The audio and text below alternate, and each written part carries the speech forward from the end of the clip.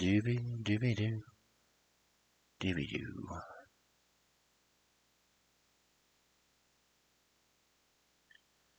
Dooby dooby doo. Doo doo doo. Hello? Where the hell?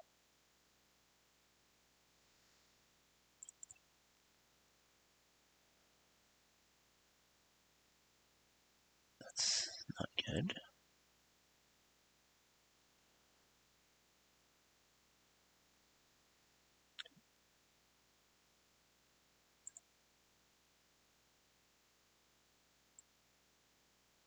Alright then.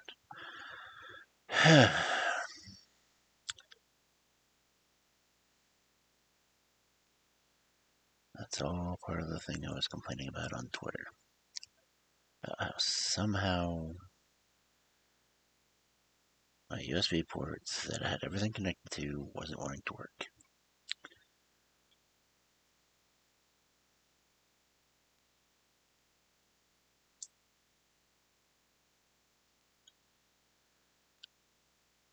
Let's check on a few things.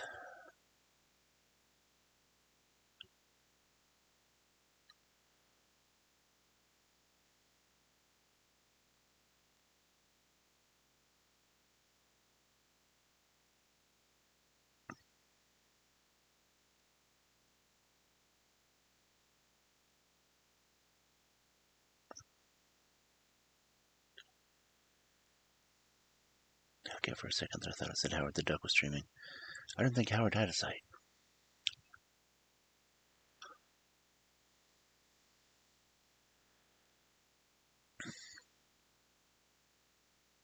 Okay. Well, since I'm already chatting, I guess I'll go ahead and go to the just chatting screen. Provided it exists. Hey look, it exists. Yay, and it's working.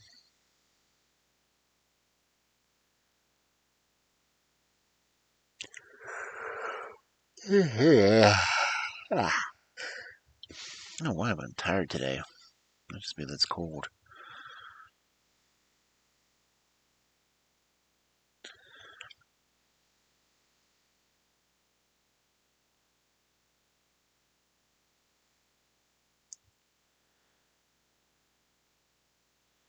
Da-da,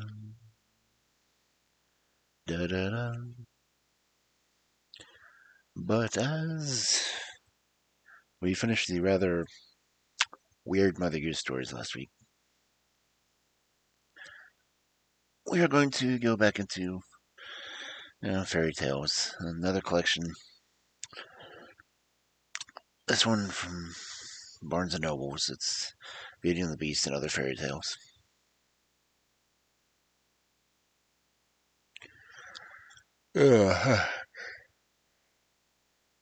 And chances are, a lot of them I've already told. But that's how things go. But it's Friday night, and we do fairy tales on Friday nights because that's what Friday nights are for, right? No, other than funkin', but I don't funk. I don't do the funk. I do not lay down the boogie and play the funky music. But anyway, it's 9:04.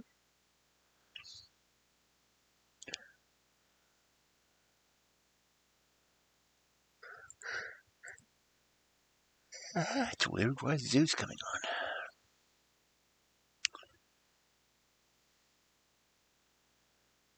Zeus doesn't stream in evenings. He streams in afternoons and mornings.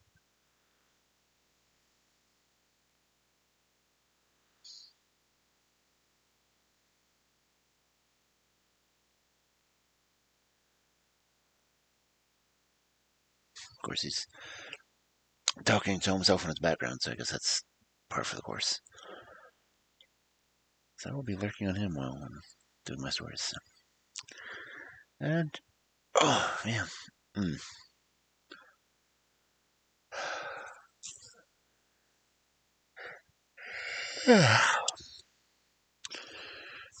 Do I have water?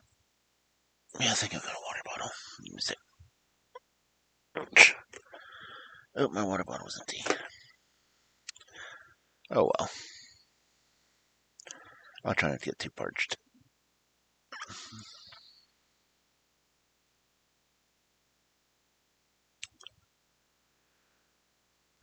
Zuzu is going to be playing Mario Party Superstars. Cool. Chess is doing art. Zeus is doing Mario Party. Sandwich is doing Fire Emblem.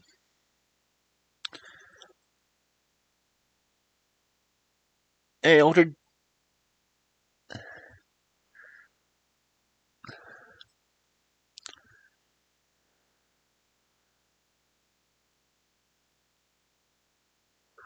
I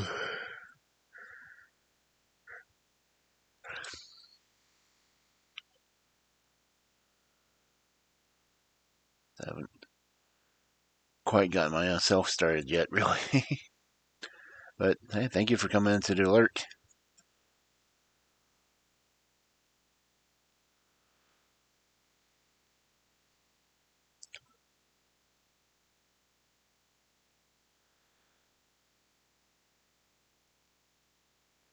Dun, dun, dun, dun.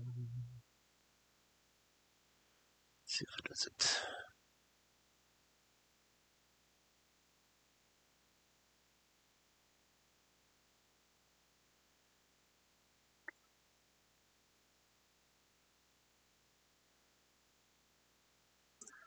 Let's see, well, I can type one-handed. Hey, I can type one-handed. That's not bad.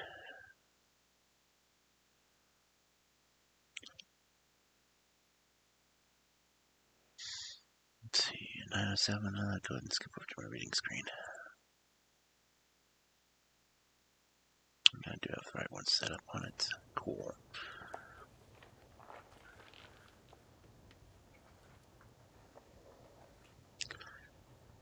I did finally get my chat window issue fixed, so that's good. Let's see, I do both shout out versions. So I can spell.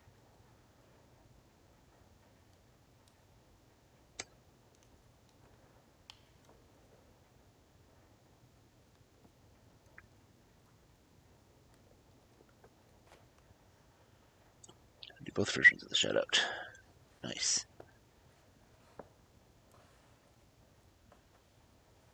Why are all these people joining Infinity Bound right now? That's 4 or 5 in the past 10 minutes. That is just awkward. Makes me suspect.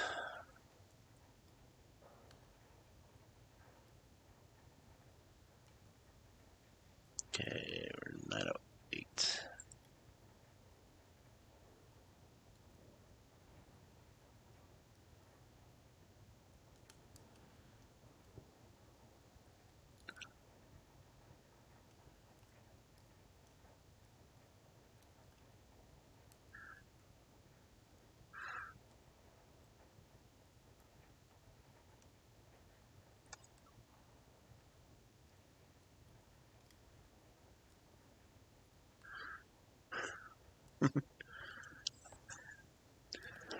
Okay. Dun, dun, dun, dun, dun.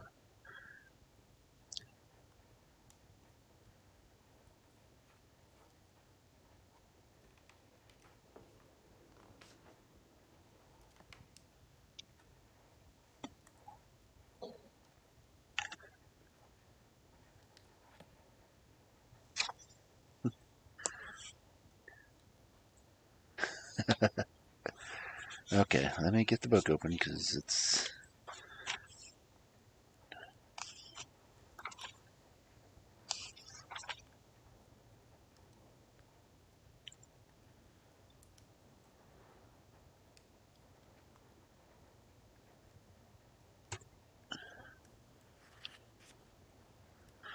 Yeah, da, da, da, da. Our first story of the night is, oddly enough, Beauty and the Beast.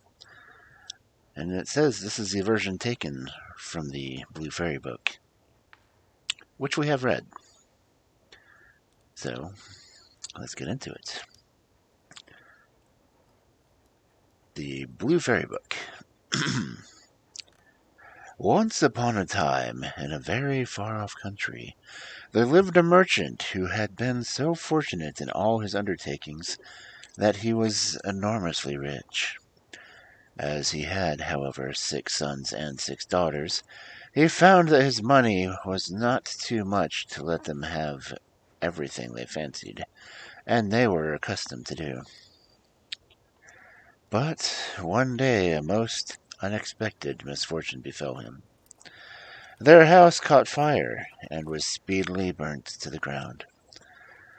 With all the splendid furniture, the books, pictures, gold, silver, and precious goods that it contained. And this was only the beginning of their troubles. Their father, who had until this moment prospered in all ways, suddenly lost every ship he had upon the sea, either by dint of pirates, shipwreck, or fire. Then he heard that his clerks in the distant countries, whom he trusted entirely, had proved unfaithful, and at last from great wealth he fell into the direst poverty. All that he had left was a little house in a desolate place, at least 100 leagues from any town in which he had lived, and to this he was forced to retreat with his children, who were in despair at the idea of leading such a different life. Indeed, the daughters at first hoped that their friends, who had been so numerous when they were rich, would insist on their staying in their houses now they no longer possessed one. But they soon found that they were left alone, and that their former friends even attributed their misfortunes to their own extravagance, and showed no intent of offering them any help. Great friends, huh? So nothing was left for them but to take their departure to the cottage, which stood in the midst of a dark forest, and seemed to be the most dismal place upon the face of the earth. As they were too poor to have any servants, the girls had to work hard, like peasants, and the sons, for their part, cultivated the fields to earn their living. Poor babies. Roughly clothed and living in the simplest way, the girls regretted unceasingly the luxuries and amusements of their former life. Only the youngest tried to be brave and cheerful. She had been as sad as anyone when misfortune overtook her father. But soon recovering her natural gaiety, she set to work to make the best of things, to amuse her father and brothers as well as she could, and to try to persuade her sisters to join her in dancing and singing. But they would do nothing of the sort, and because she was not as doleful themselves, they declared that this miserable life was all she was fit for. But she was really far prettier and cleverer than they were. Indeed, she was so lovely that she was always called Beauty. After 2 years, when they were all beginning to get used to their new life, something happened to disturb their tranquility. Their father received the news that one of his ships, which he had believed to have been lost, had come safely into port with a rich cargo.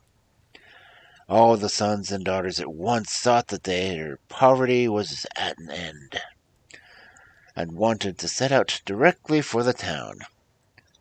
But their father, who was more prudent, begged them to wait a little, and though it was harvest time, he could ill be spared, determined to go himself first. to make inquiries. Only the youngest daughter had any doubt but that they would soon be rich as they were before, or at least rich enough to live comfortably in some town where they would find amusement and gay companions once more. So they all loaded their father with commissions for jewels and dresses, which it would have taken a fortune to buy. Only Beauty, feeling sure that it was of no use, did not ask for anything. Her father, noticing her silence, said, "And what shall I bring you, Beauty?" "The only thing I wish for is to see you come home safely," she answered. But this only vexed her sisters, who fancied she was blaming them for having such costly things. Her father, however, was pleased. But as he thought at her age she certainly ought to have pretty presents, he told her to choose something. "Well, dear father," she said, "as you insist upon it, I beg that you will bring me a rose. I have not seen one since we came here, and I love them so much." So the merchant set out and reached the town as quickly as possible, but only to find that his former companions, believing him to be dead, had divided between them the goods which the ship had brought. And after 6 months of troubles and expense, he found himself as poor as when he started, having been able to recover only just enough to pay the costs for his journey.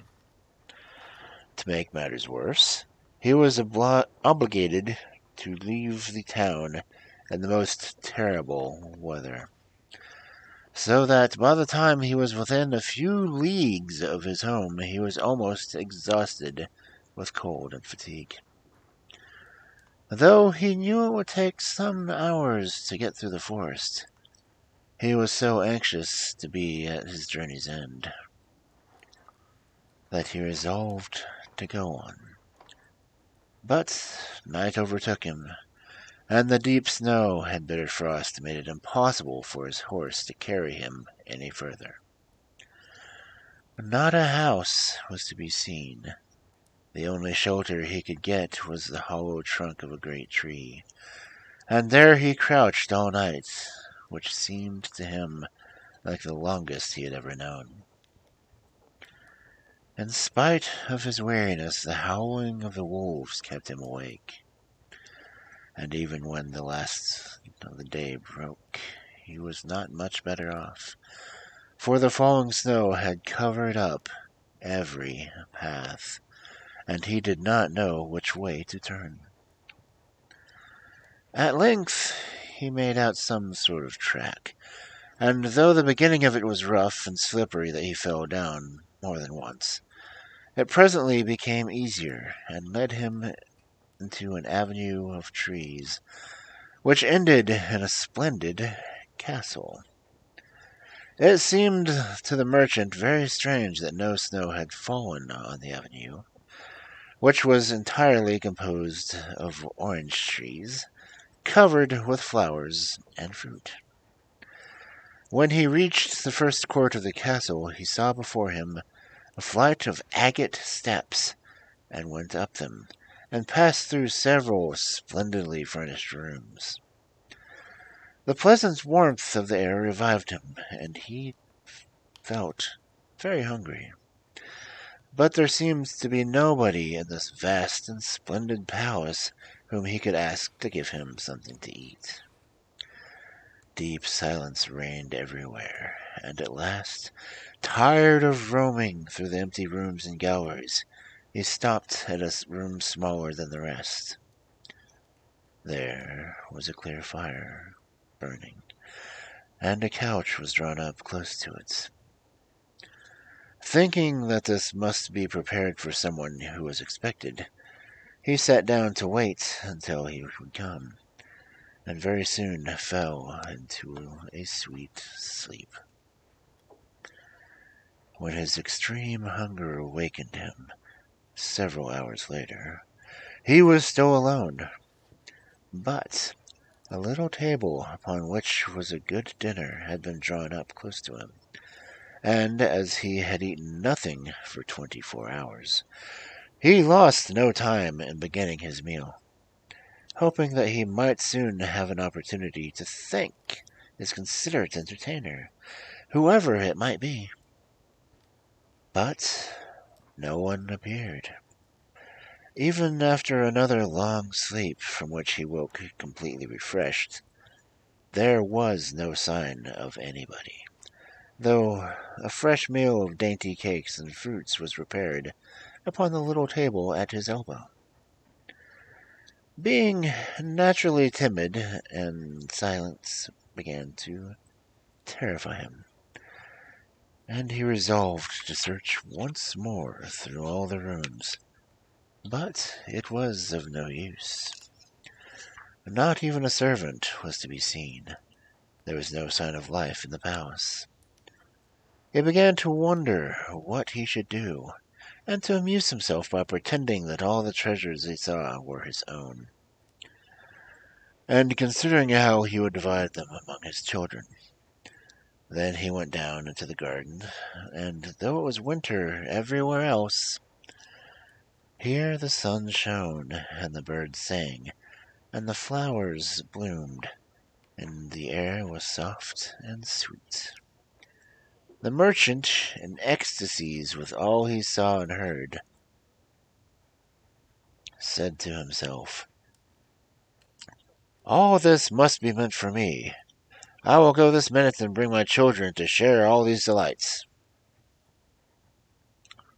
That's how things work. In spite of being so cold and weary when he reached the castle, he had taken his horse to the stable to fed it. Now he thought he would saddle it for his homeward journey, and he turned down the path which led to the stable. This path had a hedge of roses on each side of it, and the merchant thought he had never seen or smelt such exquisite flowers. They reminded him of his promise to Beauty, and he stopped and had just gathered one to take to her when he was startled by a strange noise behind him. Turning around, he saw a frightful beast, which seemed to be very angry and in a terrible voice. Who told you that you could gather my roses? Was it not enough that I allowed you into my palace and was kind to you? This is the way you show your gratitude, stealing my flowers. But your insolence shall not go unpunished.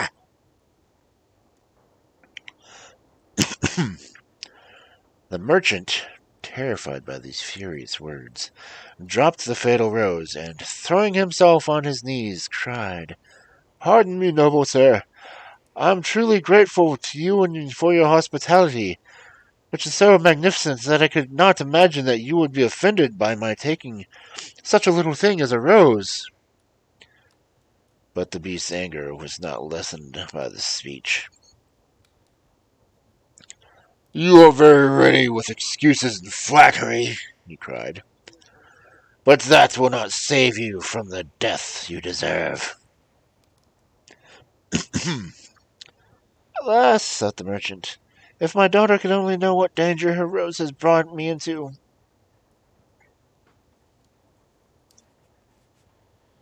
And in despair he began to tell the beast of all his misfortunes, and the reason of his journey, not forgetting to mention Beauty's request.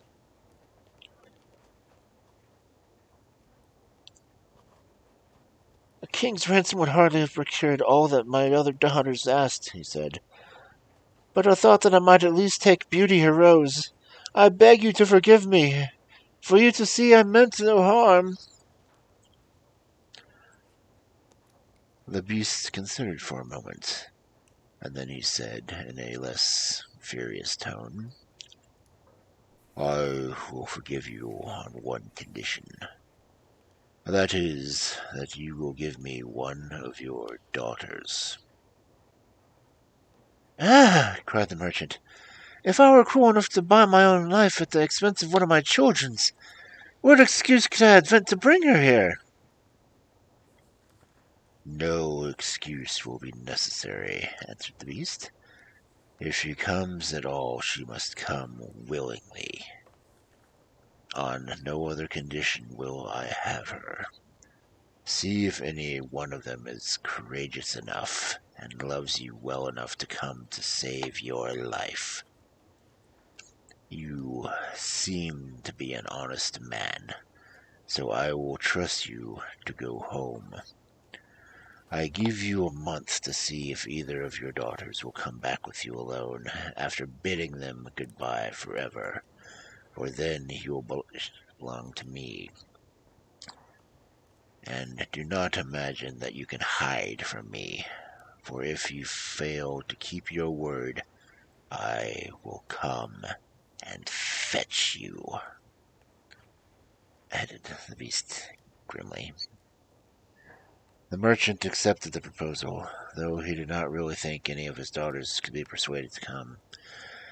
He promised to return at the time appointed, and then, anxious to escape from the presence of the beast, he asked permission to set off at once. But the beast answered that he could not go until the next day. You will find a horse ready for you, he said. Now go and eat your supper and await my orders. The poor merchant, more dead than alive, went back to his room, where the most delicious supper was already served on a little table, which was drawn up before a blazing fire. But he was too terrified to eat, and only tasted a few of the dishes, for fear the beast should be angry if he did not obey his orders. When he had finished, he heard a great noise in the next room, which knew he meant the beast was coming. He could do nothing to escape his visit. The only thing that remained was to seem as little afraid as possible. So when the beast appeared and asked roughly if he had supped well, the merchant answered humbly that he had, thanks to his host's kindness. Then the beast warned him to remember their agreement, and to prepare his daughter exactly for what she had to expect. Do not get up tomorrow, he asked, until you see the sun and hear the golden bell ring. Then you will find your breakfast waiting for you here, and the horse you are to ride will be ready for you in the courtyard. He will also bring you back again when you come with your daughter a month hence. Farewell. Take a rose to beauty, and remember your promise.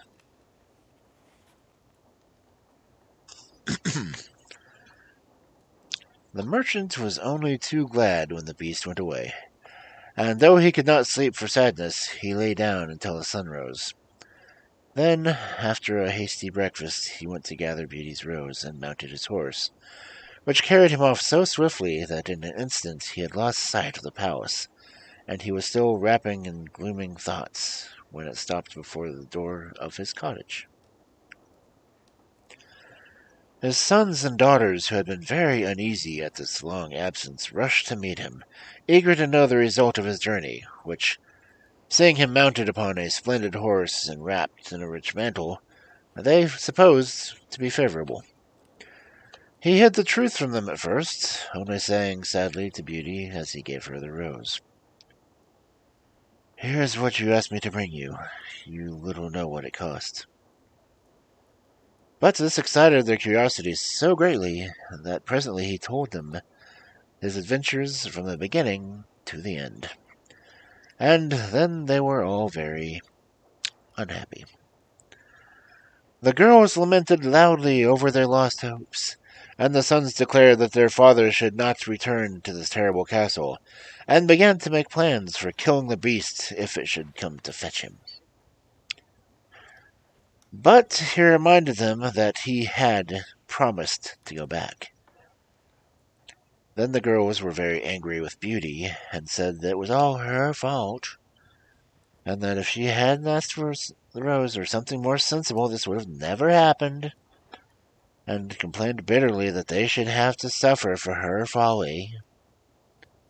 Poor Beauty, much distressed, said them. I have indeed caused this misfortune, but I assure you I did it innocently. Who could have guessed that to ask for a rose in the middle of summer would have caused such misery? But as I did the mischief, it is only right that I should suffer for it. I will therefore go back with my father to keep his promise. At first, nobody would hear of this arrangement, and her father and her brothers, who loved her dearly, declared that nothing should make them let her go. But Beauty was firm. As the time grew, she divided all her little possessions between her sisters, and said goodbye to everything she loved. And when the fatal day came, she encouraged and cheered her father as they mounted together the horse which had brought him back.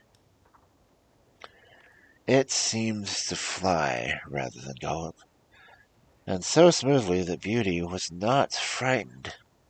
Indeed, she would have enjoyed the journey if she had not feared what might happen to her at the end of it. Her father still tried to persuade her to go back, but in vain. While they were talking, the night fell, and then, to their great surprise, wonderful colored lights began to shine in all directions, and splendid fireworks blazed out before them. All the forest was illuminated by them, and felt pleasantly warm, though it had been bitterly cold before. Middle of summer? This lasted until they reached the avenue of orange trees, where were statues holding flaming torches, and when they got near to the palace, they saw that it was illuminated from the roof to the ground, and music sounded softly in the courtyard. The beast must be very hungry, said Beauty, trying to laugh, if he makes all this rejoicing over the arrival of his prey. But in spite of her anxiety, she could not help admiring all the wonderful things she saw. The horse stopped at the foot of the flight of steps leading to the terrace, and when they dismounted, her father led her to the little room he had been in before, where they found a splendid fire burning, and the table daintily spread with a delicious supper. The merchant knew that this was meant for them, and Beauty, who was less frightened now that she had passed through so many rooms and seen nothing of the beast, was quite willing to begin, for her long ride had made her very hungry. But they had hardly finished their meal when the noise of the beast's footsteps were heard approaching. And Beauty clung to her father in terror, which became all the greater when she saw how frightened he was. But when the beast really appeared, though she trembled at the sight of him, she made a great effort to hide her terror, and saluted him respectfully. This evidently pleased the beast. After looking at her, he said, in a tone that might have struck terror in the boldest heart, though he did not seem to be angry. "Good evening, old man. Good evening, Beauty." The merchant was too terrified to reply, but Beauty answered sweetly, "Good evening, beast." "Have you come willingly?" asked the beast. "Will you be content to stay here when your father goes away?" Beauty answered bravely as she could, though she was quite prepared to stay. "I am pleased with you," said the beast, "and you have come on your own accord. You may stay. As for you, old man," he added, turning to the merchant, "at sunrise tomorrow you will take your departure. When the bell rings, get up quickly and eat your breakfast, and you will find the same horse waiting to take you home. But remember that you must never expect to see my palace again." Then, turning to Beauty, he said, "Take your father into the next room and help him choose everything you think your brothers and sisters would like to have. You will find 2 traveling trunks there. Fill them as full as you can. It is only just that you should send them something very precious, as a remembrance of yourself." Then he went away after saying, "Goodbye, Beauty. Goodbye, old man." And though Beauty was beginning to think with great dismay of her father's departure, she was afraid to disobey the beast's orders, and they went into the next room, which had shelves and cupboards all around it. They were greatly surprised at the riches it contained. Why? There were splendid dresses fit for the queen, with all the ornaments that were worn with them. And when Beauty opened the cupboards, she was quite dazzled by all the gorgeous jewelry that lay in heaps upon every shelf. After choosing a vast quantity, which she divided between her sisters, for she had made a heap of wonderful dresses for each of them, she opened the last chest, which was filled full of gold. "I think, father," she said, "that as the gold will be more useful to you, we had better take out the other things and fill the trunks with it." So they did this, but the more they put in, the more room there seemed to be in it. And at last they put back all the jewels and dresses they had taken out, and Beauty even added as many more of the jewels as she could carry at once. And then the trunks were not too full, but they were so heavy that an elephant could not have carried them. "The beast is mocking us," cried the merchant. "He must have pretended to give us all these things, knowing I could not carry them away." "Let us wait and see," answered Beauty. "I cannot believe he meant to deceive us. All we do is to fasten them up and leave them ready." So they did this, and returned to the little room, where, to their astonishment, they found breakfast ready. The merchant ate his with a good appetite, as the beast's generosity made him believe that he might perhaps venture to come back and see Beauty. But she felt sure that her father was leaving her forever, so she was very sad, and when the bell rang sharply for the 2nd time, and warned them that the time had come for them to depart, they went down to the courtyard, where 2 horses were waiting, one loaded with the 2 trunks, and the other for him to ride. They were pawing the ground with their impatience to start, and the merchant was forced to bid Beauty a hasty farewell, and as soon as he was mounted, he went off at such a pace that she lost sight of him in an instant. Then Beauty began to cry, and wandered sadly back to her room. But she soon found that she was very sleepy, and as she dreamed that she was walking by a brook bordered by trees, and lamenting her sad fate, when a young prince, handsomer than anyone she had ever seen, with a voice that went straight to her heart, came to her and said, "Ah, Beauty, you are not so unfortunate as you suppose. Here you will be rewarded for all you have suffered everywhere. Your every wish shall be gratified. Only try to find me out, no matter how I may be disguised. Be as true-hearted as you are beautiful, and we shall have nothing left to wish for." "What can I do, Prince, to make you happy?" said Beauty. "Only be grateful," he answered, "and do not trust too much to your eyes. And above all, Do not desert me until you have saved me from my cruel misery. After this, she thought she found herself in a room with a stately and beautiful lady, who said to her, "Dear Beauty, try not to regret all that you have left behind, for you are destined to a better fate. Only do not let yourself be deceived by appearances." Beauty found her dreams so interesting that she was in no hurry to awake.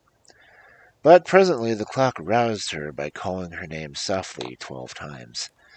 And then she got up and found her dressing table set with everything she could possibly want. And when her toilet was finished, she found dinner was waiting in the room next to hers. But dinner does not take very long when you are all by yourself, and very soon she sat down cozily in a corner of a sofa, and began to think about her charming prince she had seen in her dreams. "He said I could make him happy," said Beauty to herself. "It seems, then, that this horrible beast keeps him a prisoner. How can I set him free? I wonder why they both told me not to trust appearances. I don't understand it. But, after all, it was only a dream, and why should I trouble myself about it? I'd better go and find something to do to amuse myself." She got up and began to explore some of the many rooms of the palace. The first she entered was lined with mirrors, and Beauty saw herself reflected on every side, and though she had never seen such a charming room. Then a bracelet which was hanging from a chandelier caught her attention, and taking it down, she was greatly surprised to find that it held a portrait of her unknown admirer, just as she had seen him in her dream. With great delight, she slipped the bracelet on her arm, and went on into a gallery of pictures, where she soon found a portrait of the same handsome prince, as large as life, and so well painted that as she studied it, he seemed to smile kindly at her.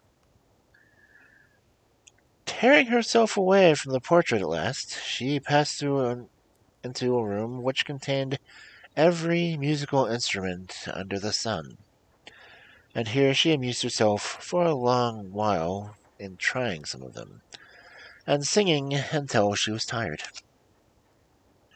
The next room was a library, and she saw everything she had ever wanted to read, as well as everything she had read, and it seemed to her that her whole lifetime would not be enough to even read the names of all the books.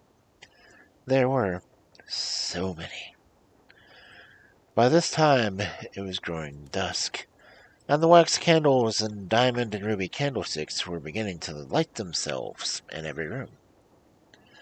Beauty found her supper served just at the time she preferred to have it, but she did not see anyone or hear a sound, and though her father had warned her that she would be alone, she began to find it rather dull. But presently she heard the beast coming, and wondered tremblingly if he meant to eat her up now. However, he did not seem at all ferocious, and only said gruffly, "Good evening, Beauty." She answered cheerfully, and managed to conceal her terror. Then the beast asked her how she had been amusing herself, and she told him all the rooms she had seen. Then he asked if she thought she could be happy in this palace, and Beauty answered that everything was so beautiful that she would only be very hard to please if she could not be happy. And after about an hour's talk, Beauty began to think the beast was not nearly so terrible as she had supposed at first. Then he got up to leave, and in his gruff voice, "Do you love me, Beauty? Will you marry me?" "Oh, what shall I say?" cried Beauty, for she was afraid to make the beast angry by refusing. "Say yes or no without fear," he replied. Oh, no, Beast, said Beauty hastily. Since you will not, good night, Beauty. He said, and she answered, Good night, Beast, very glad to find that her refusal had not provoked him. And after he was gone, she was very soon in bed and asleep, and dreaming of her unknown prince. She thought he came and said to her, Ah, Beauty, why are you so unkind to me? I fear I am fated to be unhappy for many a long day still. And then her dreams changed, but the charming prince figured in them all. And when morning came, her first thought was to look at the portrait and see if it really was him. But she found that it certainly was.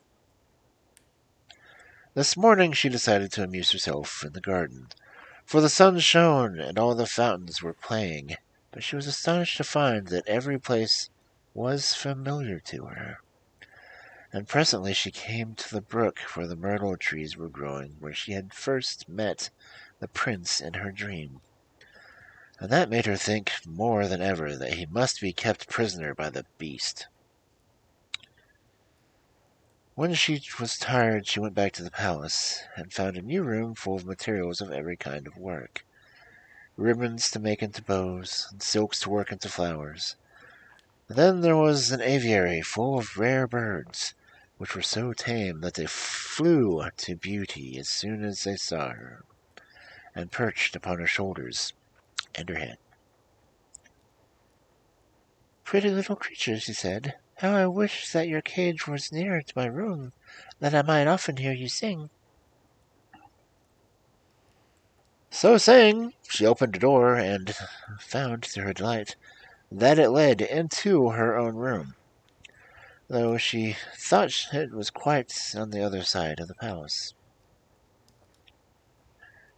There were more birds in a room farther on, parrots and cockatoos that could talk, and they greeted Beauty by name.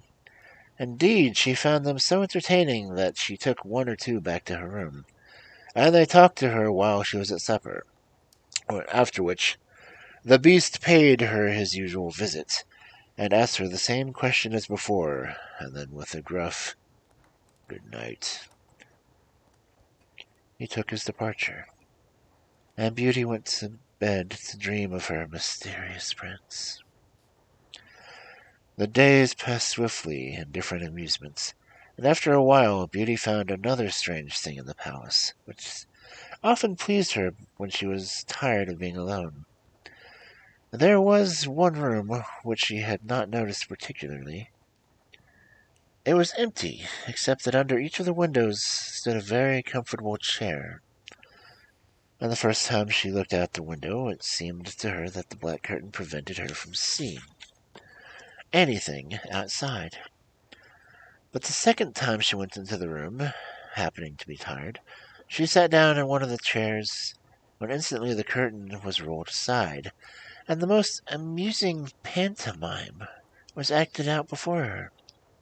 There were dances and colored lights and music and pretty dresses, and it was so gay that Beauty was in ecstasies.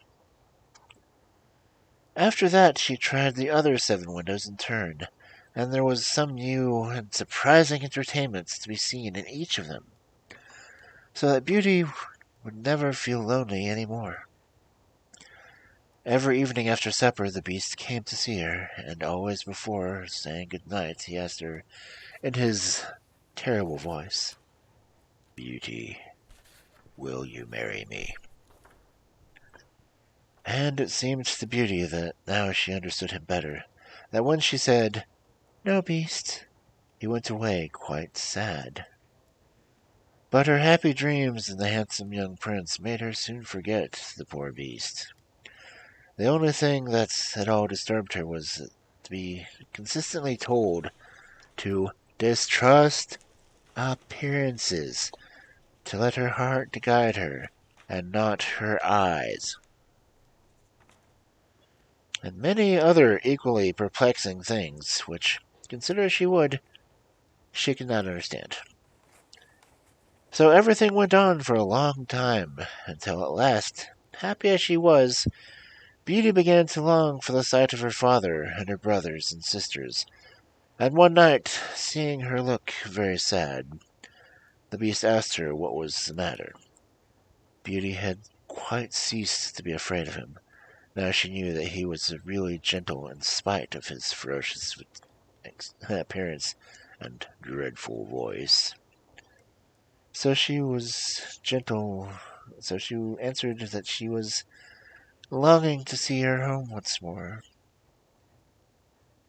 Upon hearing this, the Beast seemed sadly distressed and cried miserably.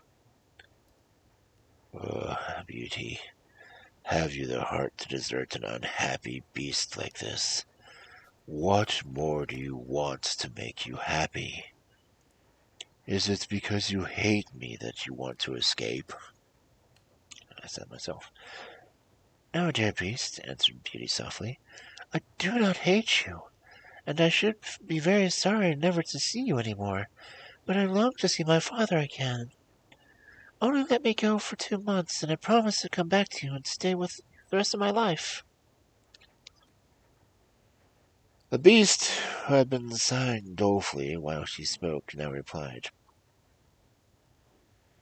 "I cannot refuse you anything you ask, even though it should cost me my life. Take the 4 boxes you will find in the room next to your own, and fill them with everything you wish to take with you. But remember your promise, and come back when the 2 months are over, or you may have cause to repent it. For if you do not come back in good time, you will find your faithful beast dead. You will not need any chariot to bring you back. Only say goodbye to all your brothers and sisters the night before you come away. And when you have gone to bed, turn this ring around upon your finger and say firmly, 'I wish to go back to my palace and see my beast again.' Good night, Beauty. Fear nothing. Sleep peacefully, and before long you shall see your father once more." As soon as Beauty was alone, she hastened to fill the boxes with the rare and precious things she saw all around her. And only when she was tired of heaping things into them did they seem to be full. Then she went to bed, but could hardly sleep for joy. And when at last she did begin to dream of her beloved prince, she was grieved to see him stretched on a grassy bank, sad and weary, and hardly like himself. "What's the matter?" she cried. He looked at her reproachfully and said, "How can you ask me, cruel one? Are you not leaving me to my death, perhaps?" "Ah, don't be so sorrowful," cried Beauty. "I'm only going to assure my father that I am safe and happy. I have promised the beast faithfully that I would come back, and he would die of grief if I did not keep my word." "What would that matter to you?" said the prince. "Surely you would not care." "Indeed, I should be ungrateful if I did not care for such a kind beast," cried Beauty indignantly. "I would die to save him from pain. I assure you it is not his fault that he is so ugly." Just then a strange sound woke her. Someone was speaking not very far away, and opening her eyes she found herself in a room she had not seen before, which was certainly not nearly so splendid as those she was used to in the beast's palace. Where could she be? She got up and dressed hastily, and when she saw that the boxes had been packed overnight were all in the room, while she was wondering by what magic the beast had transported them, and herself into a strange place, she suddenly heard her father's voice, and rushed out and greeted him joyfully. Her brothers and sisters were all astonished by her appearance, as they had never expected to see her again, and there was no end to the questions they asked her. She had so much to hear about what had happened to them while she was away, and of her father's journey home. But when they heard that she had only come to be with him for a short time, and then must go back to the beast's palace forever, they lamented loudly. Then Beauty asked her father what he thought could be the meaning of the strange dreams, and when the prince constantly begged her not to trust to appearances. After much consideration, he answered, "You tell your love and gratitude for this gentleness and kindness."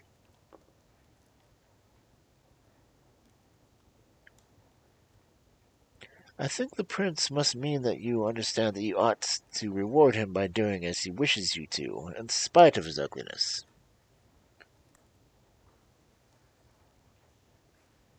Beauty could not help seeing that this seemed very probable.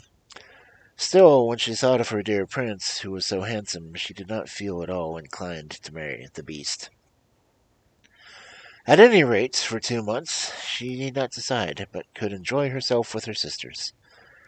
But though they were rich now, and lived in town again, and had plenty of acquaintances, Beauty found that nothing amused her very much, and she often thought of the palace where she was so happy. Especially at, at home, she once never dreamed of her dear prince, and she felt quite sad without him. Then her sisters seemed to have got quite used to being without her, and even found her rather in the way.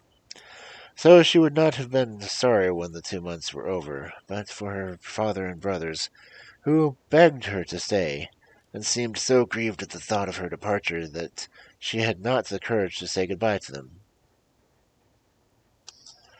Every day when she got up she meant to say it, at night, and when night came she put it off again, until at last she had a dismal dream which helped her make up her mind. She thought she was wandering in a lonely path in the palace gardens, when she heard groans which seemed to come from the bushes hiding the entrance of a cave. And running quickly to see what was the matter, she found the beast stretched out upon his side, apparently dying. He reproached her faintly with being the cause of his distress, and at the same moment a stately lady appeared and said very gravely, "Ah, Beauty, you are only just in time to save his life. See what happens when people do not keep their promises. If you had delayed 1 day more, you would have found him dead." Beauty was so terrified by this dream that the next morning she announced her intentions of going back at once. And that very night she said good-bye to her father and all her brothers and sisters, and as soon as she was in bed she turned her ring round on her finger and said firmly, "I want to go back to my palace and see my beast again," as she had been told to do. Then she fell asleep instantly, and only woke up to hear the clock saying, "Beauty, Beauty," 12 times in its musical voice, which told her at once that she was really back at the palace once more. Everything was just as before, and the birds were so glad to see her. But Beauty thought she had never known such a long day, for she was so anxious to see the beast again that she felt as if supper time would never come. But when it did come, and no beast appeared, she was really frightened. So, after listening and waiting for a long time, she ran down into the garden to search for him. Up and down the paths and avenues ran poor Beauty, calling him in vain.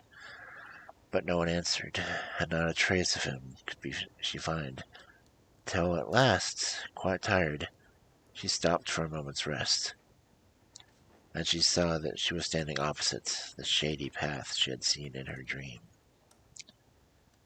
She rushed down it, and sure enough, there was the cave, and in it lay the beast, asleep, as Beauty thought.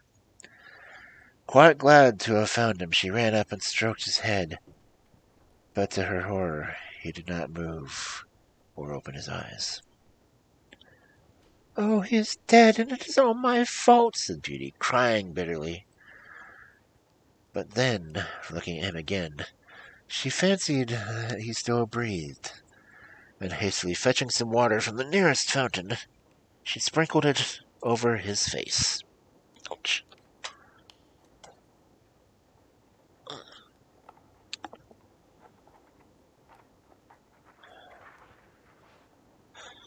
And, to her great delight, he began to revive. "Oh, beast, how you frightened me!" she cried. "I never knew how much I loved you until now, when I feared I was too late to save your life." Can you really love such an ugly creature as I am? He said faintly. Ah, beauty, you only came just in time. I was dying because I thought you had forgotten your promise. But go back now and rest. I shall see you again by and by. Beauty, who had half expected that he would be angry with her, was reassured by his gentle voice, and went back to the palace where supper was awaiting her. And afterward the beast came in as usual, and talked about the time that she had spent with her father. After she asking if she had enjoyed herself, and if they had all been very glad to see her, Beauty answered politely, and quite enjoying telling him all that had happened to her. And when at last the time came for him to go, and he asked, as he had so often asked before, "Beauty, will you marry me?" She answered softly, "Yes, dear beast." As she spoke, a blaze of light sprang up before the windows of the palace. Fireworks crackled, and guns banged, and across the avenue of orange trees, in letters all made of fireflies, were written, "Long live the prince and his bride." Beauty, turning to ask the beast what it could all mean, Beauty found that he had disappeared, and in his place stood her long-loved prince. At the same moment the wheels of the chariot were heard upon the terrace, and two ladies entered the room. One of them Beauty recognized as the stately lady she had seen in her dreams, and the other was also so grand and queenly that Beauty hardly knew which to greet first. But one she already knew said to her companion, "My queen, this is Beauty, who had the courage to rescue your son from the terrible enchantments. They love one another, and only your consent to their marriage is wanting to make them perfectly happy." "I consent with all my heart," cried the queen. "How can I ever thank you, charming girl, for having restored my dear son to his natural form?" And then she tenderly embraced Beauty and the prince, who had meanwhile been greeting the fairy and receiving her congratulations. "Now," said the fairy to Beauty, "I suppose you would like me to send for all your brothers and sisters so they can dance at your wedding?"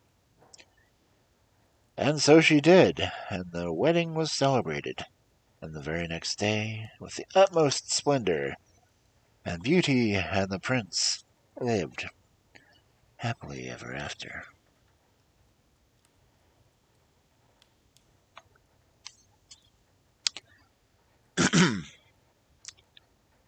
And that's so sweet. Didn't happen for this prince. You don't know that yet. Oh well.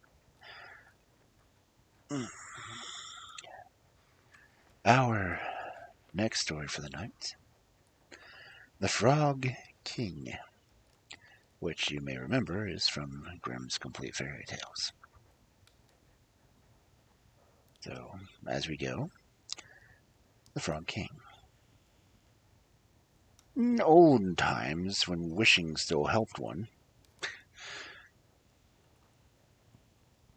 there lived a king whose daughters were all beautiful.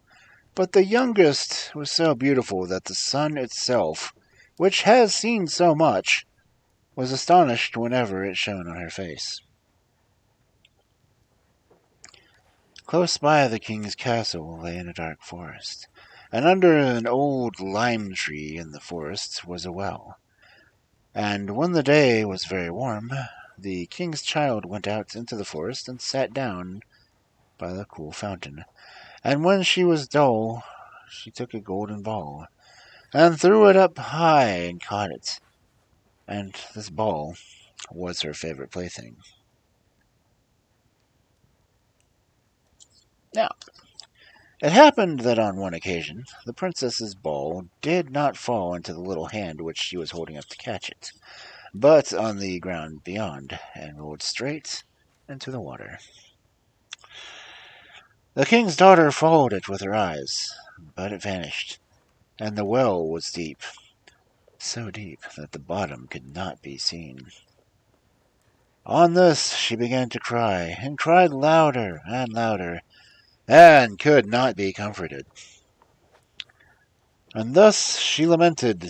Someone said to her, "What ails thee, king's daughter? And thou weepest as though even a stone should show pity."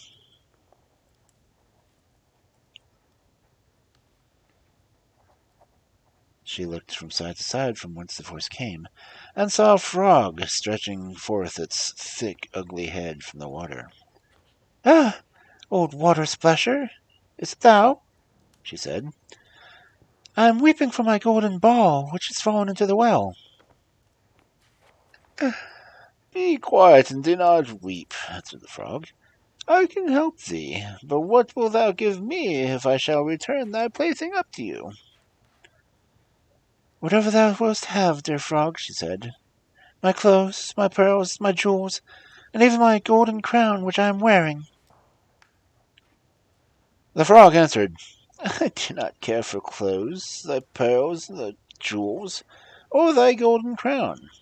But if thou wilt love me, and let me be thy companion and playfellow, and sit by thee at thy little table, and eat off thy little golden plate, and drink out of thy little cup, and sleep in thy little bed, if thou wilt promise me that I will go down and bring thy golden ball up again."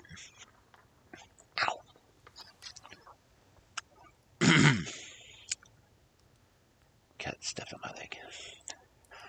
"Oh, yes," she said, "I promise thee all thou wishes, if thou wilt bring me back my ball again." She, however, thought, "How silly the frog does talk. He lives in the water with the other frogs and croaks, and can be no companion to any human being." But the frog, when he had received his promise, put his head into the water and sank down, and in a short while came swimming up again with the ball in his mouth, and threw it on the grass. The king's daughter was delighted to see her pretty plaything once more, and picked it up and ran away with it. "Wait, wait!"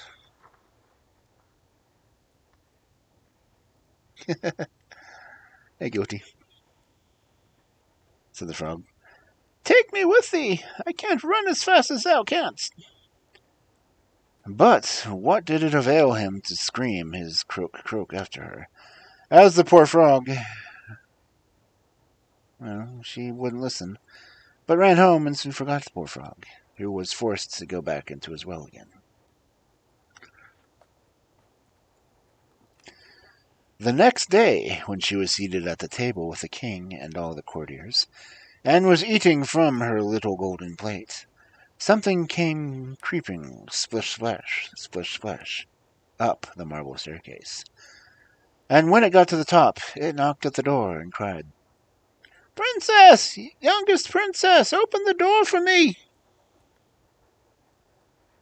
She ran to see who was outside, but when she opened the door, and there sat the frog out in front of it. Then she slammed the door in great haste and sat down to dinner again, and was quite frightened. The king saw plainly that her heart was beating violently, and said, My child, what art thou afraid of? Is there perchance a giant outside who wants to carry thee away? Oh no, replied she. This is no giant, but a disgusting frog.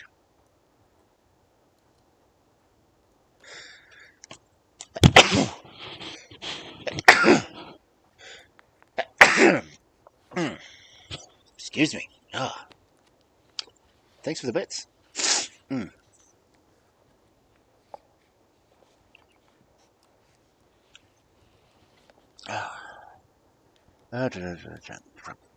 What does a frog want with thee? Oh, my drink. Back on the camera. Well, dang it. There we go.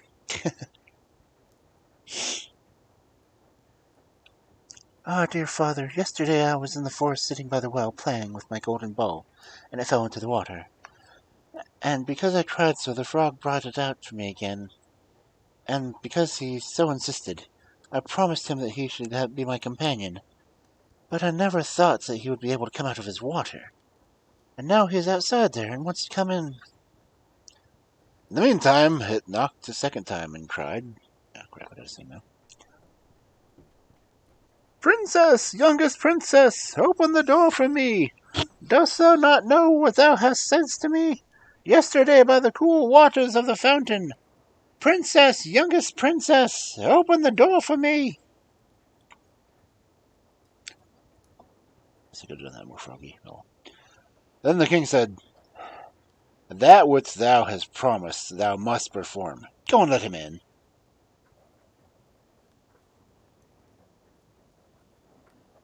She went and opened the door, and the frog hopped in and followed her, step by step to her chair. There he sat and cried, Lift me up beside thee. She delayed until at last the king commanded her to do it. When the frog was once on the chair, he wanted to be on the table. And when he was on the table, he said, Now push thy little golden plate near to me, that I might eat together. She did this, but it was easy to see that she did not do it willingly. The frog enjoyed what he ate, but almost every mouthful she took choked her. At length he said, I have eaten, and I am now satisfied. Now I am tired. Carry me to thy little room, and make thy little silken bed ready, and we will both lie down and go to sleep.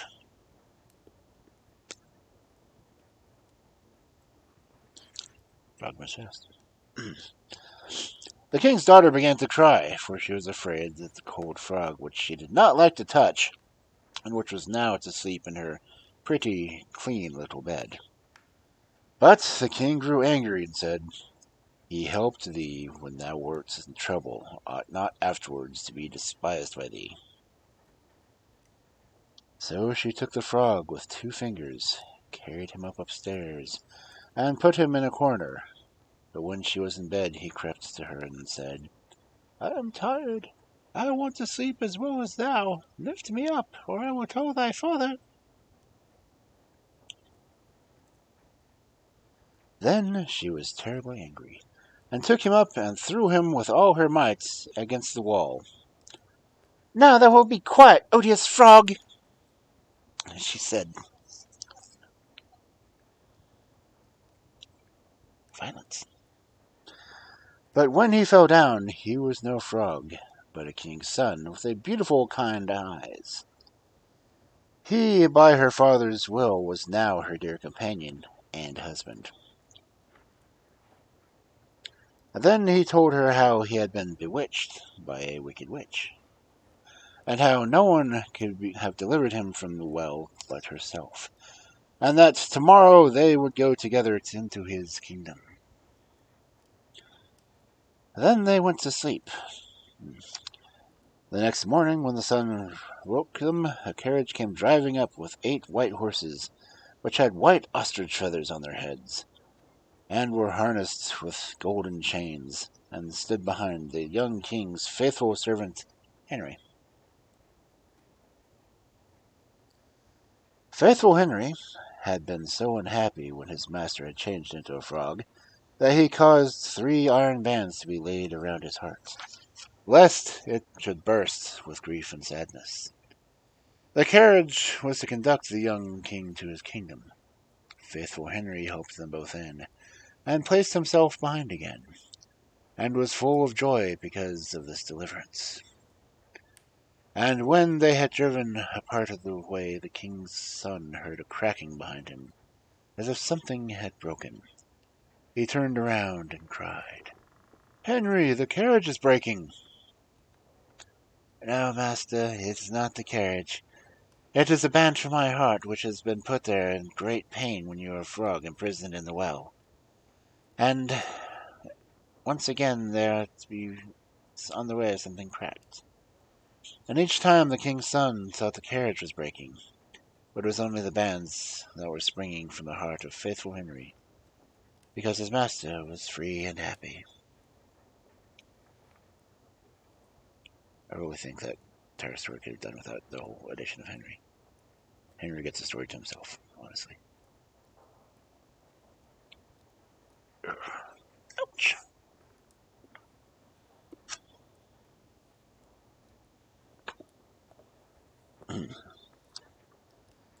And our next story, also from the Blue Fairy book,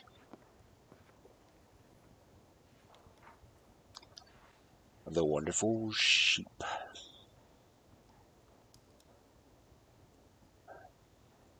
Once upon a time, in the days when fairies lived, they still live, there was a king who had 3 daughters, who were all young and clever and beautiful.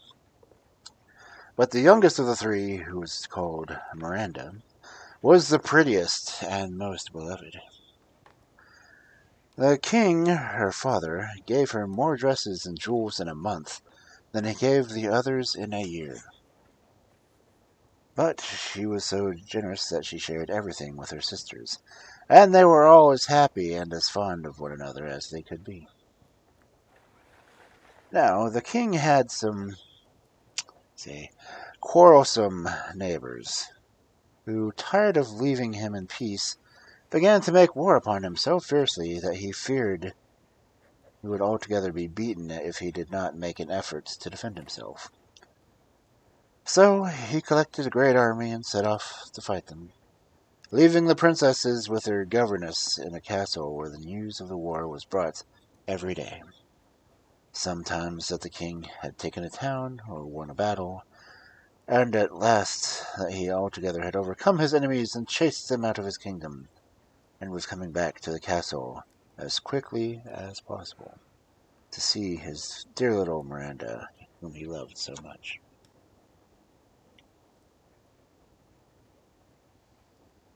The 3 princesses put on dresses of satin, which they had made on purpose of the great occasion. 1 green, 1 blue, and the 3rd white, with their jewels all in the same colors. The eldest wore emeralds, the 2nd turquoise, and the youngest diamonds, and thus adorned they went to meet their father, singing verses which they had composed about his victories. When he saw them all so beautiful and gay, he embraced them tenderly, but gave Miranda more kisses than he had the others. Presently a splendid banquet was served, and the king and his daughters sat down to it. And as he always thought there was some special meaning in everything, he's obviously a literature major, he said to the eldest, "Tell me why you have chosen a green dress." "Sire," she answered, "having heard of your victories, I thought that green would signify my joy and hope for your speedy return."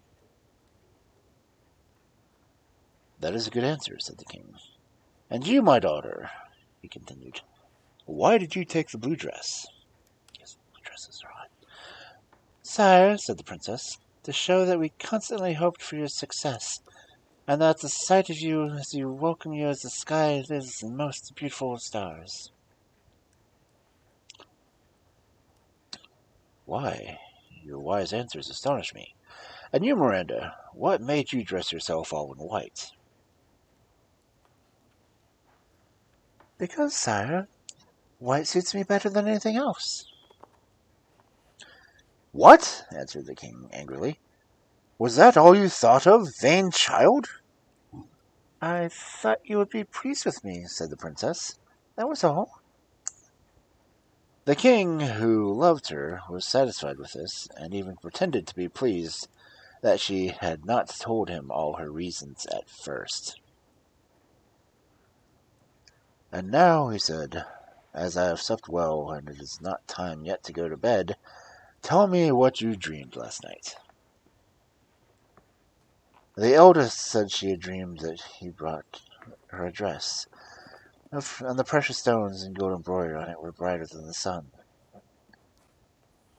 The dream of the second was that the king had brought her a spinning wheel and as a staff, that she might spin him some shirts. The youngest said, I dreamed that my second sister was to be married, and on her wedding day you, father, had a golden ewer and said, Come, Miranda, and I will hold the water that you may dip your hands into it. The king was very angry indeed when he heard this dream, and frowned horribly. Indeed, he made such an ugly face that everyone knew how angry he was, and he got up and went off to bed in a great hurry. But he could not forget his daughter's dream. Does this proud girl wish to make me her slave? He said to himself. I am not surprised at her choosing the dress herself in white satin without a thought of me. But does she not think me worthy of her consideration? But I will soon put an end to her pretensions. He arose in a fury, and although he was not yet daylight, he sent for the captain of his bodyguard and said to him, Have you heard the Princess Miranda's dream? I consider that it means strange things against me. Therefore, I order you to take her away into the forest and kill her. Tough love. And that I may be sure that it is done, you must bring me her heart and her tongue. If you attempt to deceive me, you shall be put to death.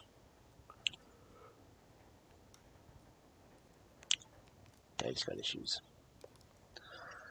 The captain of the guard was very much astonished when he heard this barbarous order, but he did not dare to contradict the king for fear of making him still more angry and causing him to send someone else. So he answered that he would fetch the princess and do as the king had said. When he went to her room, they would hardly let him in. It was so early, but he said that the king had sent for Miranda, and she got up quickly and came out. The little black girl called Patty Pata held up her train, and her pet monkey and her little dog ran after her. The monkey was called Gabudgeon, and the little dog Tintin. Not that these are important, but they will be on the quiz later.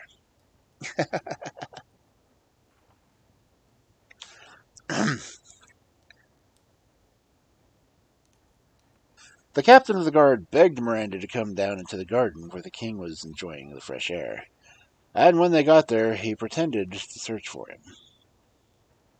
But as he was not to be found, he said, No doubt his majesty has strolled into the forest, and he opened the little door that led to it, and they went through. By the time the daylight had begun to appear, and the princess, looking at her conductor, saw that he had tears in his eyes and seemed too sad to speak. What's the matter? She said in the kindest way. You seem very sorrowful. Ah, princess, he answered, who would not be sorrowful if he had been ordered to do such a terrible thing as I am? The king has commanded me to kill you here and carry your heart and tongue to him, and if I disobey I shall lose my life. The poor princess was terrified. She grew pale and began to cry softly. Looking up at the captain of the guard with her beautiful eyes, she said gently, Will you really have the heart to kill me? I have never done you any harm, and have always spoken well of you to the king. If I deserved my father's anger, I would suffer without a murmur. But alas, he is unjust to complain of me, when I have always treated him with such love and respect.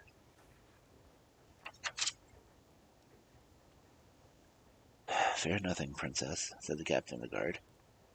I would far rather die myself than hurt you. But even if I am killed, you will not be safe. We must find some way of making the king believe that you are dead. What can we do? Said Miranda. Unless you take in my heart and my tongue, he will never believe you. The princess and the captain of the guard were talking so earnestly that they did not notice that Patypata, who had overheard what they said, now came and threw herself at Miranda's feet. Madam, she said, I offer you my life. Let me be killed. I shall be only too happy to die for such a kind mistress. Why, Patypata, cried the princess, kissing her, that would never do. Your life is as precious to me as my own, especially after such proof of your affection as you have just given me. You're right, princess, said Grabagian, coming forward. To love such a faithful slave as Patypata, she is of more use to you than I am. I offer you my tongue and my heart most willingly, especially as I wish to make myself a name in the great goblin land. Oh, no, my poor little Grabagian. I cannot bear the thought of taking your life. Such a good little dog as I am, cried Tintin. Did not think of letting either of you die for his mistress. If anyone is to die for her, it must be me.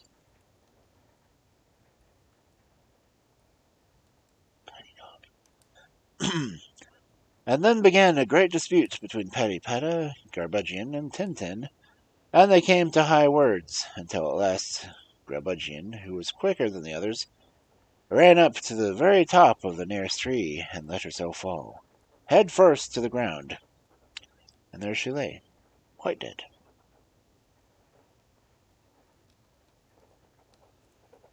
The princess was very sorry, but Grabugian was really dead. She allowed the captain of the guard to take out her tongue, but alas, it was such a little one, not bigger than the princess's thumb, that they decided sorrowfully that it was of no use at all. The king would not have taken it for her at a moment. Alas, my poor little monkey, cried the princess. I have lost you, and yet I am no better off than I was before.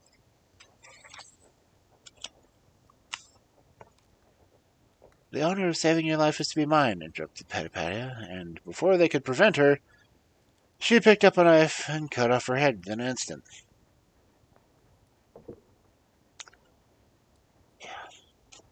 But when the captain of the guard would have taken her tongue, it turned out to be quite black.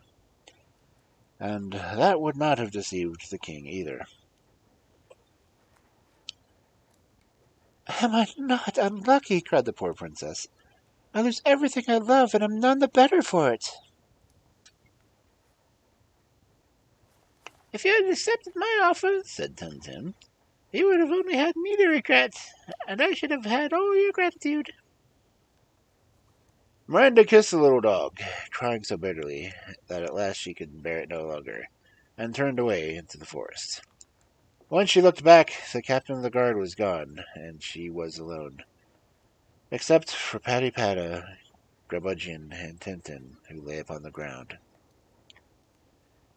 She could not leave the place until she had buried them in a pretty little mossy grave at the foot of a tall tree, and she wrote their names upon the bark of the tree, and how they had all died to save her. Ouch.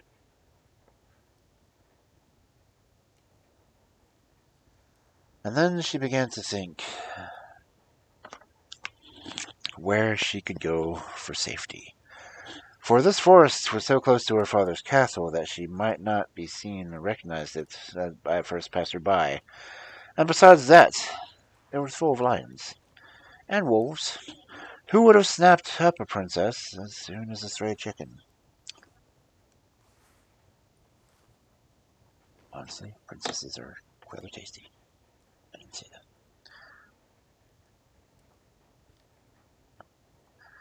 So she began to walk as fast as she could. But the forest was so large, and the sun was so hot, that she nearly died of heat and terror and fatigue. Look which way she would, there seemed to be no end of the forest. And she was so frightened that she fancied every minute that she heard the king running after her to kill her. You may imagine how miserable she was, and how she cried as she went on, not knowing which path to follow, and with the thorny bushes scratching her dreadfully and tearing her pretty little frock to pieces. At last she heard the bleating of a sheep, and said to herself, "No doubt there are shepherds here with their flocks.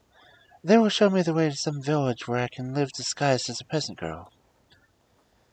Alas, it is not always kings and princes who are the happiest people in the world.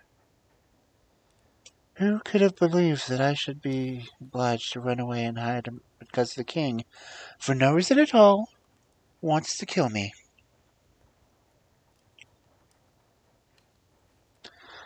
So saying, she advanced towards the place where she heard the bleating.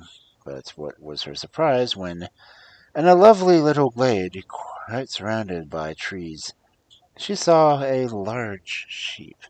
Its wool was as white as snow, its horns shone like gold, and it had a garland of flowers around its neck, a string of great pearls about its legs, and a collar of diamonds. It lay upon a bank of orange flowers under a canopy of cloth of gold, which protected it from the heat of the sun. Nearly 100 other sheep were scattered about, not eating the grass, but drinking some coffee and lemonade or sherbet. Others eating ices, strawberries and cream, or sweetmeats, while others, again, were playing games. Many of them wore golden collars with jewels, flowers, and ribbons.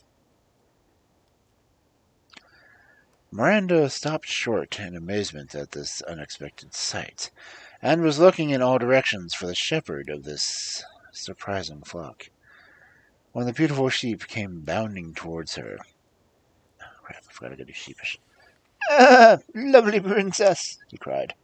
"Have no fear of such gentle and peaceable animals as we are."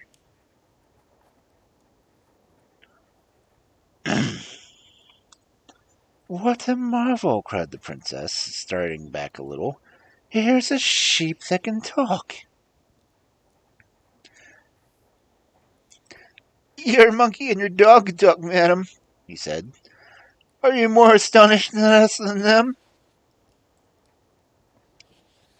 "A fairy gave them the power to speak," replied Miranda. "So I was used to them." "Perhaps the same thing happened to us," he said, smiling sheepishly. "But, princess, what can have led you here?"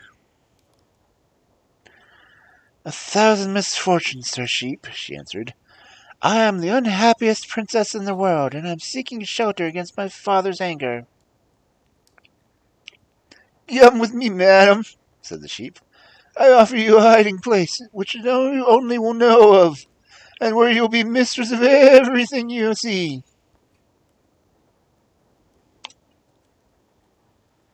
"I really cannot follow you," said Miranda, "for I am too tired to walk another step." The sheep with the golden horns ordered that his chariot be fetched, and a moment after 6 goats harnessed to a pumpkin, which was too big for 2 people who could quite sit well in, and was all lined with cushions and velvet and down. The princess stepped into it, much amused at such a new kind of carriage, and the king of the sheep took his place beside her, and the goats ran away with him at full speed, and only stopped when they reached a cavern, the entrance to which was blocked by a great stone. The king of sheep touched with his foot, and immediately it fell down, and he invited the princess in without fear. Now, if she had not been so alarmed by everything that had happened, nothing could have induced her to go into this frightful cave. But she was so afraid of what might be behind her that she would have thrown herself even down the well at this moment. So, without hesitation, she followed the sheep, who went down before her. Down, down, down, until she thought they must come out to the other side of the world. Indeed, she was not sure that wasn't leading her into fairyland. He was. At last, she saw before her a great plain, quite covered with all sorts of flowers, the scent of which seemed to her nicer than anything she had ever smelled before. A broad river of orange flower water flowed around it, and fountains of wine of every kind ran in all directions, and made the prettiest little cascades and brooks. Wine. The plain was covered with the strangest trees. There were whole avenues where partridges, ready roasted, hung from every branch. Partridges from pear trees.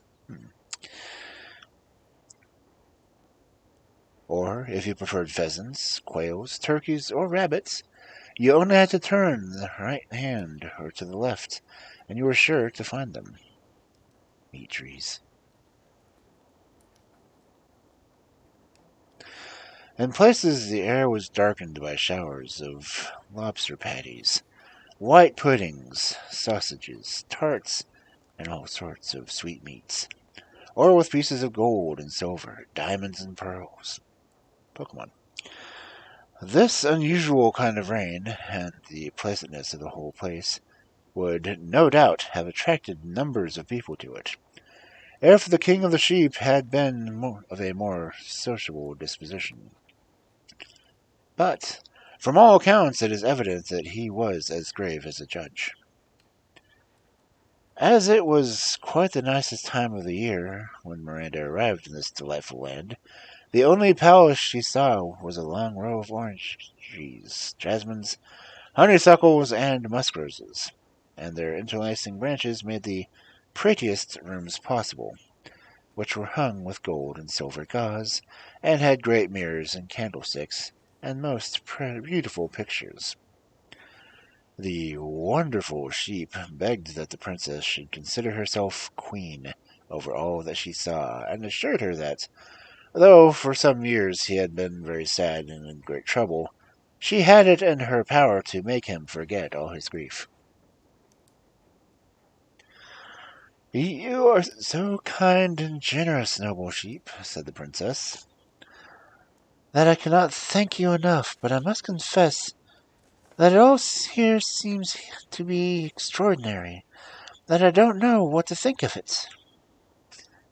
As she spoke, a band of lovely fairies came up and offered her amber baskets full of fruit, and when she held out her hands to them they glided away, and she could feel nothing when she tried to touch them.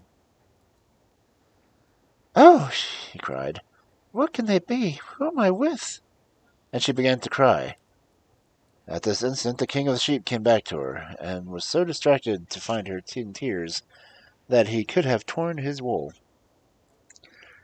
"What's the matter, lovely princess?" he cried. "Has anyone failed to treat you with due respect?" "Oh, no," said Miranda. "Only I'm not used to living with sprites and with sheep that talk, and everything here frightens me. It was very kind of you to bring me to this place, but I shall be even more grateful to you if you take me up into the world again." "Do not be afraid," said the wonderful sheep. "I entreat you to have patience, and listen to the story of my misfortunes. I was once a king, and my kingdom was the most splendid in the world. My subjects loved me. My neighbors envied and feared me. I was respected by everyone, and it was said that no king ever deserved more. I was very fond of hunting, and one day while I was chasing a stag, I left my attendants far behind. Suddenly I saw an animal leap into a pool of water. and I rashly urged my horse to follow it. But before we had gone many steps, I felt an extraordinary heat instead of the coolness of the water. The pond dried up, and a great gulf opened before me, out of which flames of fire shot up. I was helplessly at the bottom of a precipice. I gave myself up for lost, but presently my voice said, Ungrateful prince, even this fire is hardly enough to warm your cold heart.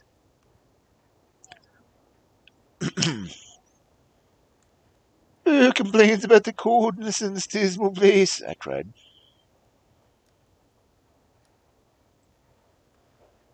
An unhappy being who loves you hopelessly, replied a voice. At the same moment the flames began to flicker and cease to burn, and I saw a fairy whom I had known for as long as I could remember, whose ugliness had always horrified me.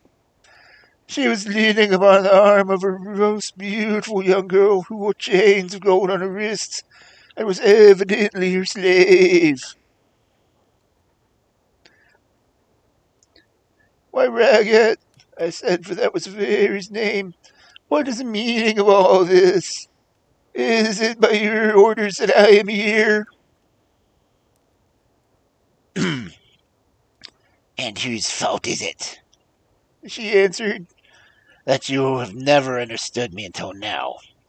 Must a powerful fairy like myself condescend to explain her doings to you, who are no better than an ant by comparison? Though you think yourself a great king. "Call me what you like," I said impatiently. "but what it is that you want with my crown, or my cities, or my treasures?" Treasures? said the fairy disdainfully. If I should choose to make any one of my scullions richer and more powerful than you, I do not want your treasures, but she added softly,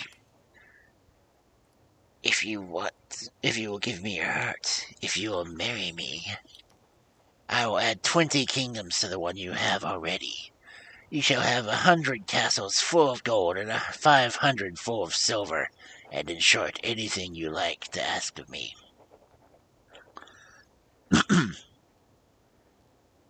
"Madam Regret," I said, "when one is at the bottom of it where one has fully expected to be roasted alive, it is impossible to think of asking such a charming person as you to marry one. I beg that you will set me at once my liberty, and then I will hope to answer you fittingly."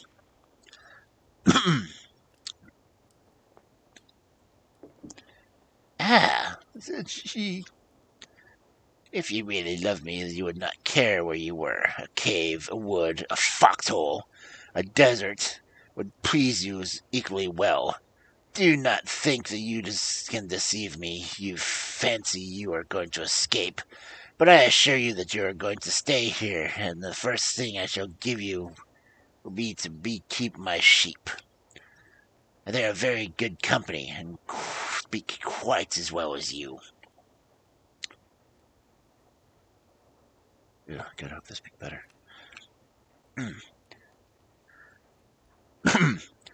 As she spoke, she advanced and led me to the plain where we now stand, and showed me her flock. But I paid little attention to it or to her. To tell you the truth, I was so lost in admiration of her beautiful slave that I forgot everything else. And the cruel Regat, receiving this, turned upon her so furiously and terribly that she fell lifeless to the ground.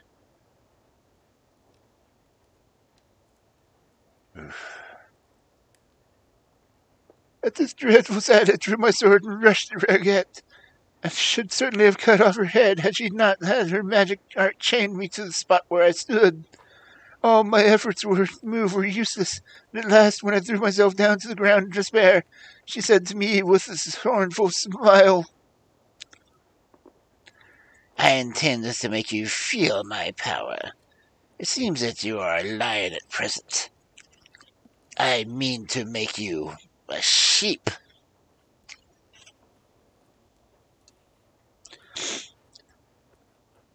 So saying, she touched me with her wand, and I became what you see. I did not lose the power of speech or the feeling of misery in my present state. For 5 years, Said she, you shall be a sheep and the lord of this pleasant land, while I, no longer able to see your face, which I much love to see, shall be better able to hate you as you deserve to be hated. She disappeared as she finished speaking, and if I had not been too unhappy to care about anything, I should have been glad to see that she was gone. The dog she perceived me as their king, and told me that they, too, were unfortunate princesses who had, in different ways, refused to the vengeful fairy, and had been added to her flock in a certain number of years, some more, some less. From time to time, indeed, one regains their proper form and goes back to the place of the upper world. But the other beings whom you saw and the rivals are the enemies of regret, whom she has imprisoned for 100 years or so. Even though she will not go back at last, the young slave whom I told you about was one of these. I have seen her often, and it has been a great pleasure to me. She never speaks to me, but if I were near to her I should know that I were only a shadow, which would be very annoying. However, I noticed that one of my companions, Misfortune, was also very attentive to the little sprite, and I found out that he had been her lover, whom the cruel regret had taken away from her long before. Since then I have been cared for and thought of, and nothing but I might regain my freedom.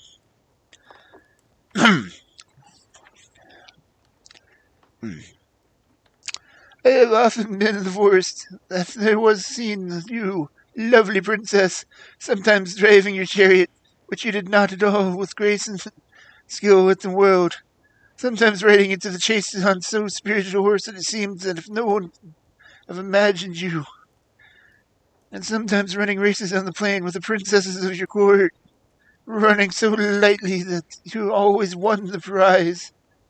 Oh, princess, I have loved you so long, and yet now I dare to tell you of my love. What hope can there be of an unhappy sheep like myself?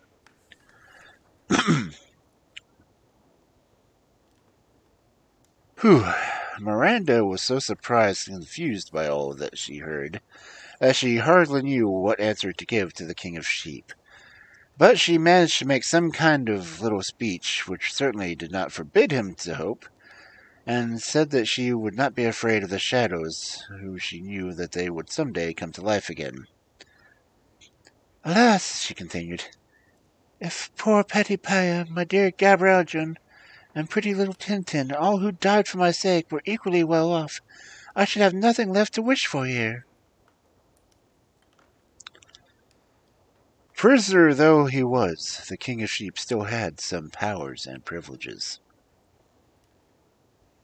Go, he said to his master of the horse. Go and seek the shadows of the little black girl, the monkey, and the dog. They will amuse our princess. And an instant afterward, Miranda saw that they were coming towards her, and their presence gave her the greatest pleasure, though they did not come near enough for her to touch them. The king of sheep was so kind and amusing, and loved Miranda so dearly, that at last she began to love him too. He was a handsome sheep, who was polite and considerate, and could hardly fail to please. Especially if he knew that he was really a king, and that his strange imprisonment would soon come to an end. So the princess's days passed very gaily while she waited for the happy times to come.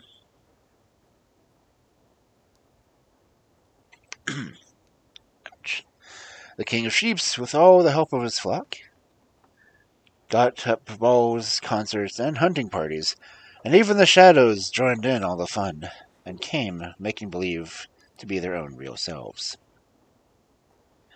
One evening, when the couriers arrived, for the king sent most carefully the news that they always brought back the best kinds, it was announced that the sister of the Princess Miranda was going to be married to a great prince, and that nothing could be more splendid than all the preparations for the wedding.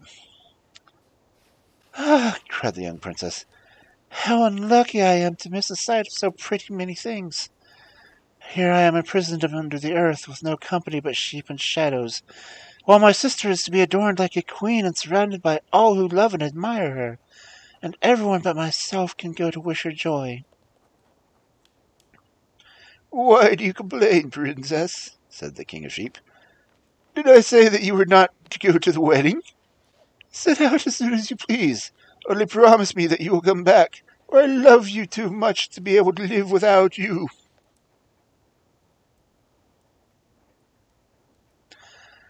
Miranda was very grateful to him and promised faithfully that nothing in the world should keep her from coming back. The king caused an escort suitably to her rank to be got for her, and she dressed herself splendidly, not forgetting anything that would make her look more beautiful.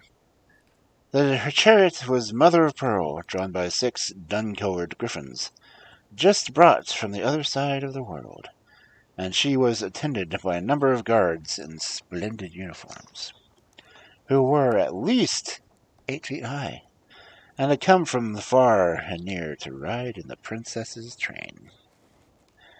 Miranda reached her father's palace just as the wedding ceremony began, and everyone, as soon as she came in, was struck with surprise at her beauty and the splendor of her jewels.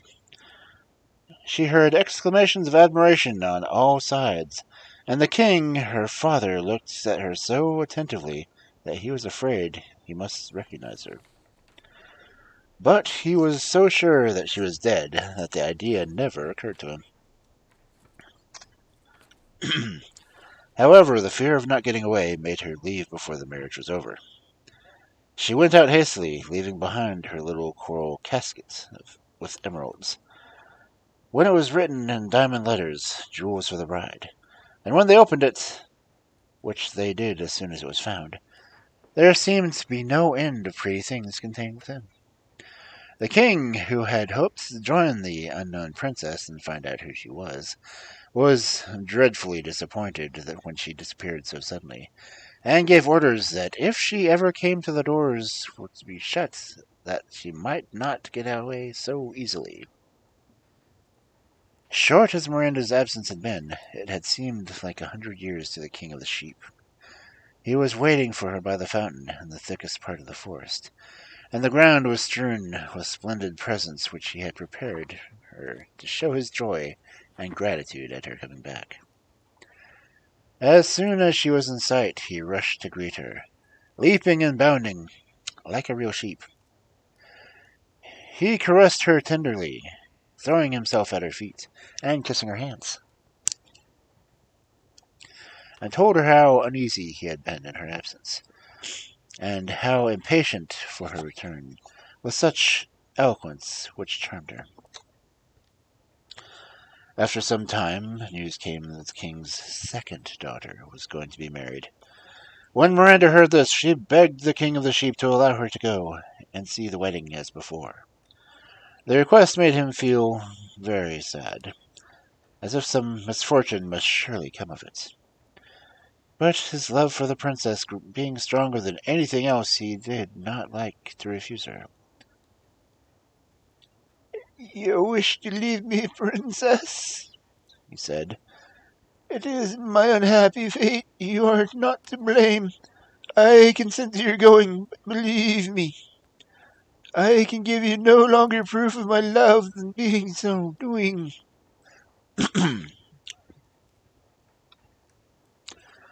The princess assured him that she would only stay a very short time, as she had done before, and begged him not to be uneasy, as she would be quite much grieved if anything detained her as he could possibly be.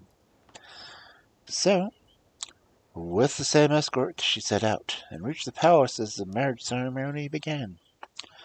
Everybody was delighted to see her, and she was so pretty that they thought she must be some fairy princess. And the princes who were there could not take their eyes off of her. The king was more glad than anyone else that she had come again, and gave orders that the doors should all be shut and bolted that very minute.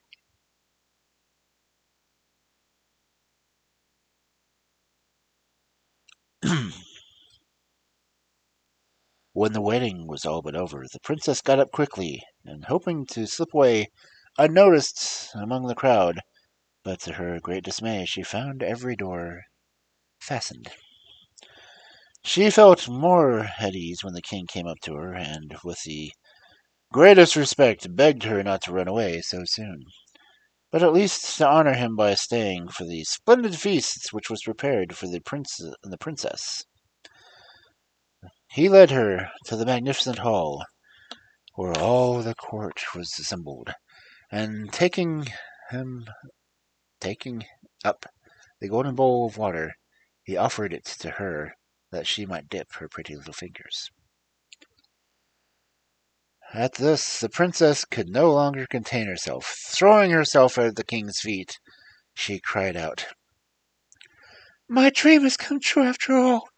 You have offered me water to wash my hands on my sister's wedding day, and it has not vexed you to do it."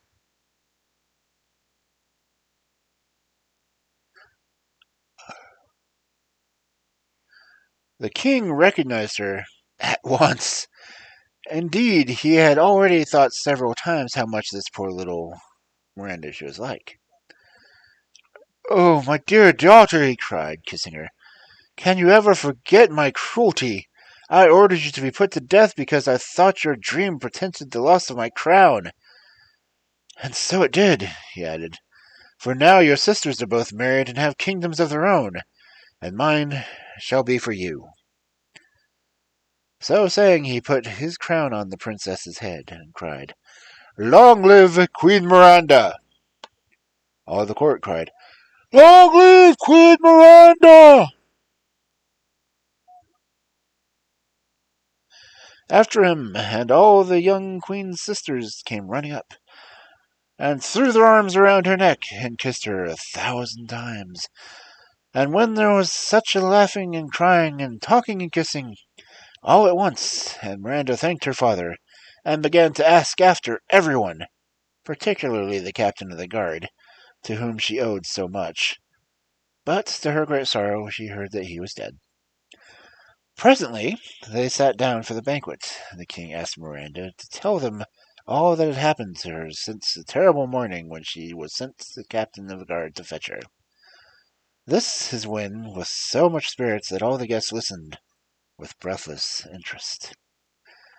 But while she was thus enjoying herself with the king and her sisters, the king of the sheep was waiting impatiently for her return. When the time came and went, and no princess appeared, his anxiety got so great that he could not bear it any longer. "She is not coming back any more," he cried. "My miserable sheep's face displeases her, and without Miranda what is left for me? Wretched creature that I am! Oh, cruel Regatta, my punishment is complete." For a long time he bewailed his sad fate like this, and then, seeing that it was growing dark, and that still there was no sign of the princess, he set out as fast as he could in the direction of the town. When he reached the palace, he asked for Miranda, but by this time everyone had heard her story and adventures, and did not want her to go back to the King of Sheep. So they refused sternly to let him see her. In vain he begged and prayed them to let him in, though his entreaties might have melted hearts of stone. They did not move, the guards of the palace, and at last, quite broken-hearted, he fell dead at their feet.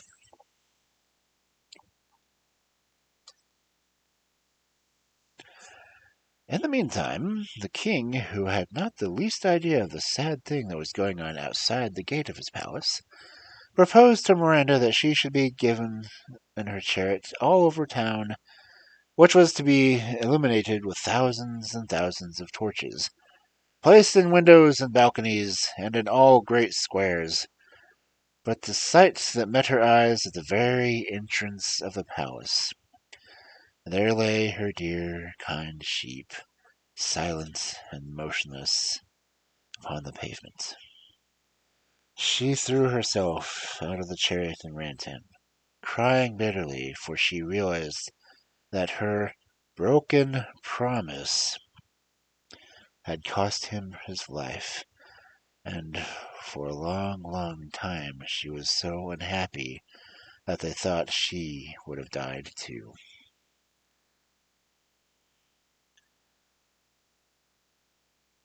So, you see, even a princess is not always happy, especially if she forgets to keep her word. And the greatest misfortunes often fall upon the people just as they think they have obtained their heart's greatest pleasures. Keep your promises, cubs. Okay. I think that will end it for the evening.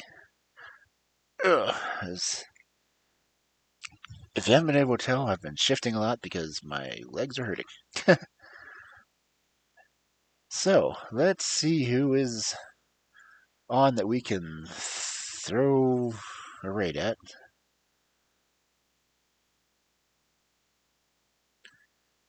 Though it does not seem like there's many of us here.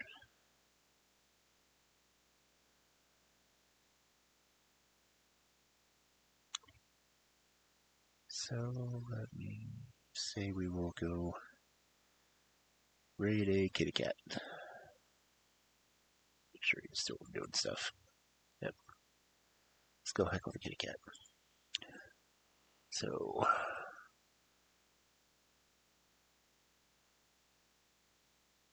there is the follower raid message. Feel free to copy and paste and spam it in his chat if you really want to. Meantime, we are going to raid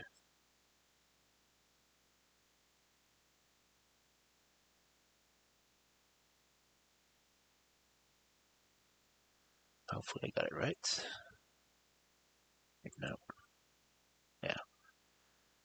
Savage, who is playing Fire Emblem. So I will see you all there. Have a good night, Cubs, and thank you for listening to the stories. And I will see you next week.